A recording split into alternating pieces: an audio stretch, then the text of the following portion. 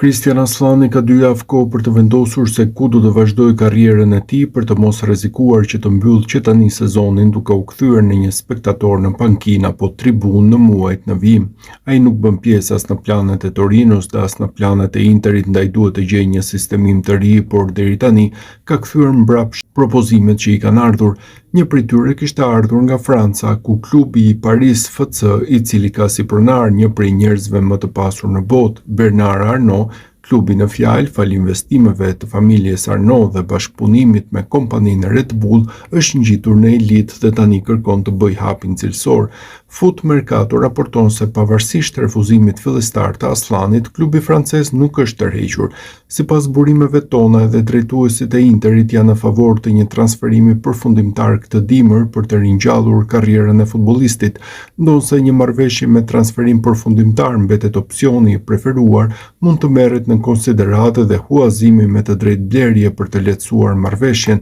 shpjegon portali francez, i cili gjithashtu theksoi se përveç skuadrave italiane, për të interesohen edhe klubet turke e gjermane. Kësaj del në pa fakti se Paris FC është gati të shpenzojë për të blerë kartonin e futbollistit shqiptar dhe jo thjesht ta huazojë atë, duke e shtyrë Interin që të ketë një vëmendje më të madhe ndaj një marrëveshje të mundshme dhe të tentojë të bindë Aslanin të thotë po.